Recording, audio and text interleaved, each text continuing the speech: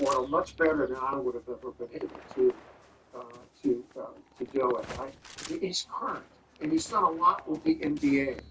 Yeah, he's followed the NBA, and so his system incorporates college and NBA, and I think that's one of the reasons the guys are so well prepared for the NBA.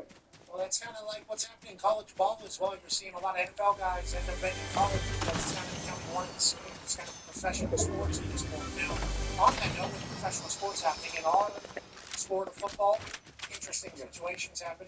In basketball, it's seemingly happening as well across the country.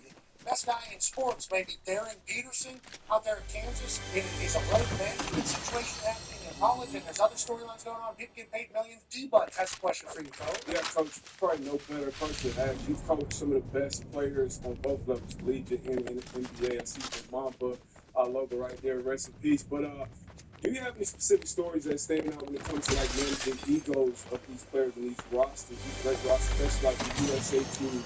We're watching the WC right now with baseball. Any specific stories that stand out over your team when it comes to managing these egos and the rosters that come together? Well, I love managing egos if it's managed by the same level of talent. Managing egos with somebody who doesn't have that talent is well, then you get rid of it. But no, with the U.S. teams, I coached the U.S. teams for 11 years. I told them when we started off every team, bring your egos in. I don't believe in leave your egos at the door. Except BS. I want you to be who you are. And by the way, Kobe Bryant, LeBron, they would have brought their damn egos in. Yeah, but I would always if you can all put your egos under one ego umbrella, call it USA, we'll kick everyone's ass. We'll rule the world. They did that. They did that. A lot of the great players are not coached; they're used. And the great player wants to get better. The great player wants to be coached. That's what I found. And when you put a bunch of them together, they help each other. Kobe helped all those guys learn how to prepare better. LeBron Take the vitamins, brothers. Kid at every meeting and shoot with him every night, so he could learn more about his intellect. He's a great passer to Jake Gibbs, one of the greatest of all time. So talent makes talent better. Especially, look, at the end of the day, I would say, you're going to be asked only one question playing for the U.S. Did you win? If you answer that by saying, well, I was the leading scorer, then you're a loser, because you've lost. And so just win. And all those damn guys wanted to win. And I love them. I love coaching that level of talent. Yeah. And ego. And ego. Yeah, I love that you're. This is probably why you are who you are. Bill Belichick's kind of the same way. He's a do-your-job guy, but also Randy, hey, you do. We want you to celebrate. We want you to do the entire thing. I appreciate how much you appreciate the elite talent that you have. Is that how you have always coached? You teach, or did you coach Team USA differently than you coached Duke, for instance? And I think I read today, you played for Bob Knight at West Point? Yeah. And then you coached for him? And then you coached with him, I assume? Are you a disciple of Bob Knight? I coached with him a little bit, and he allowed me to do some things internationally with him. And, the thing I learned a lot from Coach one how to take charges too, die for loose balls, play the game hard. He was brilliant. He's a genius. And the number one thing I learned from him was preparation. He would always say, any knucklehead wants to win, unless you're a complete idiot. And not everyone wants to have the will to prepare to win. And he would say the will to prepare to win is more important than the will to win. I learned that when I was 18 years old from him, and I've been an anal preparer my whole life. And in fact, the thing I wanted to do was combine kind of the will to prepare and the will to win. And what I would say, that would make us want to be we could do those things. Maybe the other guy's not working for me. But every time we went on the court, I wanted to coach a team that was worthy of winning. Is that how you treated Duke? Is that the same messaging you had Yeah, all those years? yeah. I mean, and that means every game is a big game. People say you prepare differently for these tournament games. If you did, why the hell didn't you prepare differently during the regular season? Basically, you get into a way of doing things. It's called habits. I hated talk with being on the Packers because I'm a Bears fan. You guys have great habits. No, don't shake your head. You guys beat our ass so many times. It was unbelievable. I hated you with respect. AJ still has those habits, though. He's carried them for the rest of his life, like legitimately. Winning habits. No, but the thing is, you want your team not to be doing a bunch of new things going into the tournament. You want them doing the things they've done well, and make sure they're fresh. The healthier you are, the fresher you are, then your habits are done even better. But the main habit to have is the habit to win and prepare to win. And Back over here. I thought throughout my career we were pretty consistent with that. Yeah, I love the work happening when nobody's watching. Everybody hates Duke from the outside in. They have no idea the grind that's taking place behind the scenes. I had no idea it was a Bob Knight type red affair. I didn't know that the boys down there bopping the wood. They're still bopping the wood. Hey, Shire hit all five. Bopping the wood. You saw him bopping wood, Coach. I did. Sometimes I shoot just to get their attention. Smacking the wood. Smacking the wood. Bopping the wood. We like the whole You football guys, you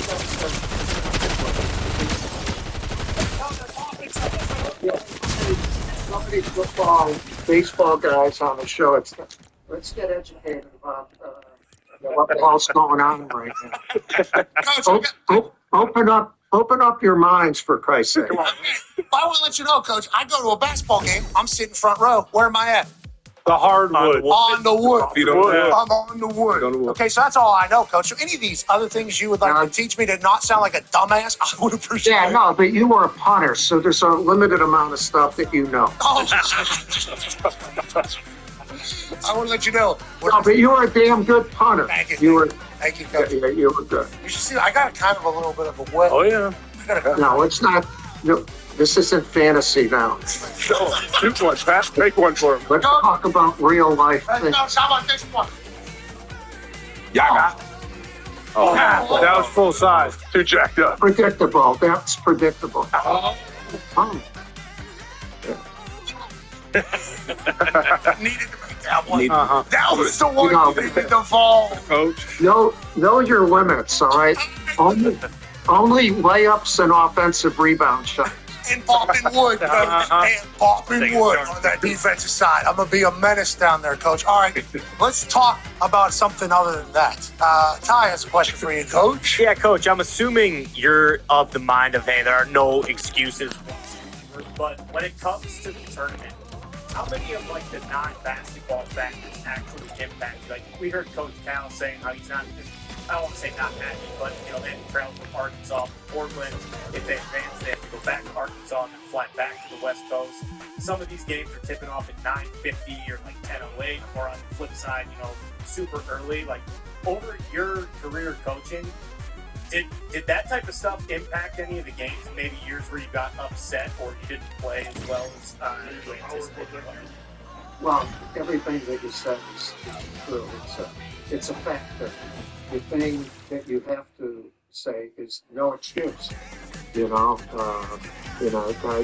That's been one of our standards my whole career, my whole life. When I graduated from West Point, that was the thing. Yeah, there are no excuses. Get the damn job done. The mantra, failure is never our destination, and I don't want to hear any bullshit excuses. And so don't talk about those things. Talk about, this is what we have. This is our road. This is the road we're going to be on. But does it have an impact? Yeah, that's an impact. You're playing that 9:50 game, and you're getting back to the hotel at 1:30 in the morning. And then you got to play maybe an afternoon game a day and a half later. the travel thing that John mentioned, I think is a very important factor. Now, the higher the seed you are, the less you are put in those situations. And so, even though Arkansas, I think, is terrific, I think they're a number 5 seed. So they're probably moved around a little bit, but it's an impact. Because you want your guys to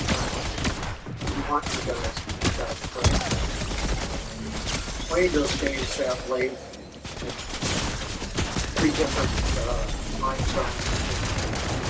But, if you're going to go out west or come out east and do the opposite of that,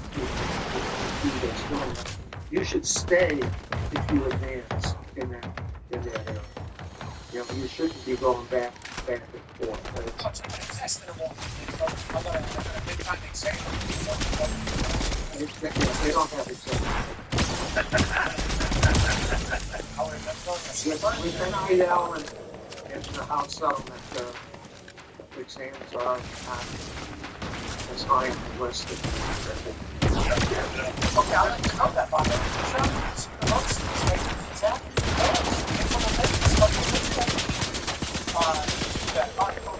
You were able to accomplish something one time that certainly eventually being punching right now. Go ahead, Joe. Yeah, Coach, you went back 91, 92. The Florida Gators have a chance to do that this season. They are a 1 seed again. They're not the favorites, Duke's favorites, but they are in the top 4 as far as favorites go. What is the hardest thing about going back-to-back? Do you think the Gators have a chance to do it?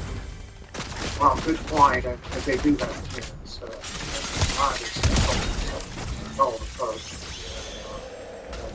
One of the key things is they have their 4 big players, 4 big guys, back from last year. Those guys have been before. And their 2 guards playing David Lee early in the year were learning beyond at that level. They now know being at that level.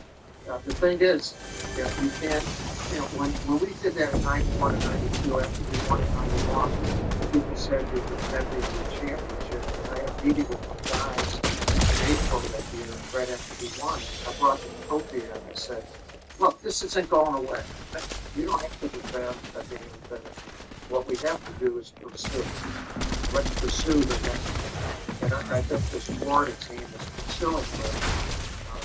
They got knocked out by Navy, but until they lost this last game, they were probably the hottest team in the country. With those 4 big guys, they rebound the hell out of it. Oh, yeah. The last 2 games that I've watched, they could not knock down an outside shot. But they definitely have a shot to do it. If they advance all the way to 1 and 2, they're going to play really another number 1 seed as number 2. That's Houston, who Calvin Sneed. It would be a man's game. I've seen more of those games throughout the country than I did last year. I think this has a chance to be just a great tournament. It's going to be great for us. You know why? It's great for us. Because you're going to be on here teaching us about what the hell we need to be looking at. Those 4 things. And that was really nice of you to say that.